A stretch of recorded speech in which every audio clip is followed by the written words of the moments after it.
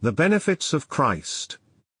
Written by Don Benedetto, d. 1544.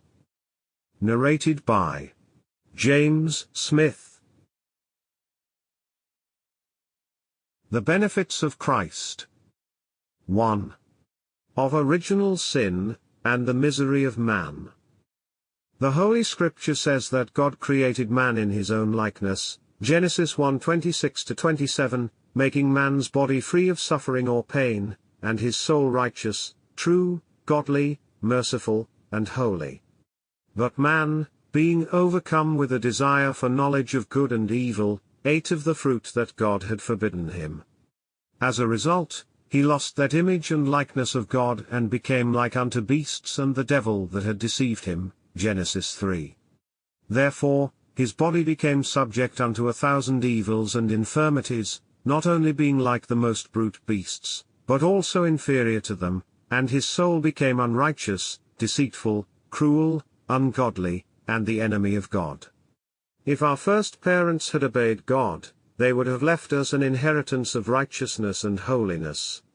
But now, because they were disobedient to him, they have left us an inheritance of unrighteousness, ungodliness, and hatred towards God, making it impossible by our own strength to love God and conform ourselves unto his will.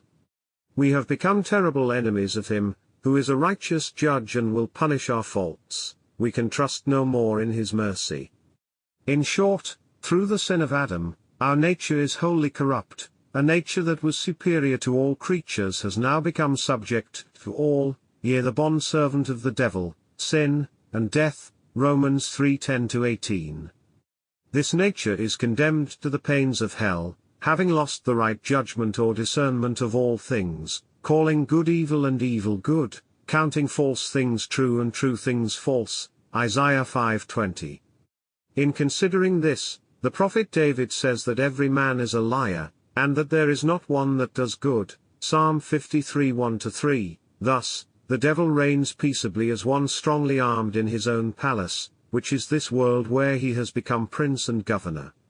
There is no tongue that can express the 1,000th part of our miseries, for though we were made by God as with his own hands, we have lost that image of God and have become like the devil. We are made naturally the same thing with him, both willing all that he wills and refusing all that displeases him.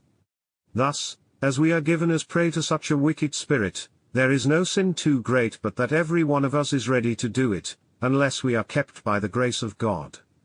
This lack of righteousness, this inclination and readiness to all. Sample complete. Ready to continue?